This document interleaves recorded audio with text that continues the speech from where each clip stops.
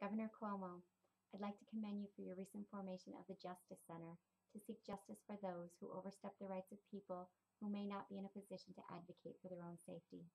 Today, I ask that you take it a step further and include all of state ed into your new law. I have a son with autism who's now 11. He's been in that situation quite a few times in his younger years.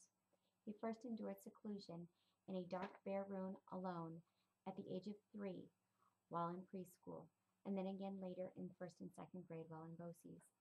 The worst physical abuse that he endured was having his legs swept out from under him and then shoved onto his face by his throat, and then restrained in a prone position by a grown woman when he was only 7 and less than 50 pounds. As you know, prone restraints aren't even allowed in our state prisons due to fatalities.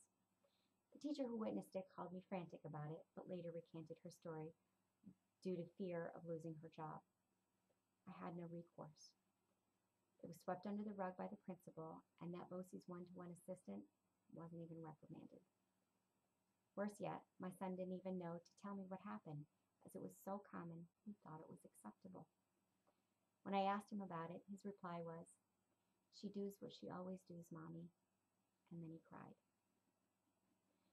I tell you my son's story to underscore the need for legislation to go further and to include all of state education under the Justice Center, not merely residential facilities.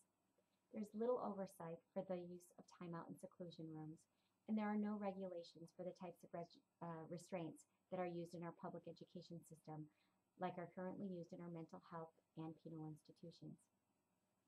The combination of no oversight, no regulations, and the stress of having a room full of children with developmental and/or mental health concerns is not setting our teachers up for success, nor is it a safe environment for our youth. My son cried himself to sleep endless nights, most often due to the abuse that he witnessed, let alone that which he himself endured. Due to a hearing and subsequent state review, my son is now back included into regular education. He's an honor roll student, and he's happy to be in school. But he often shudders at the thought of having to be returned to that abusive environment. I vowed to do everything that I can to help those kids that are still left there with no voice, no regulations, and no recourse. Governor Cuomo, I ask that you vow to help them extend your Justice Center to ensure their safety. I thank you for this new law. I thank you for your leadership in our community.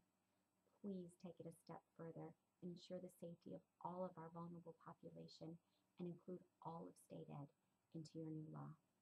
On behalf of all the Trevors out there, we sincerely appreciate your time and consideration. Thank you very much, Tammy Oleski.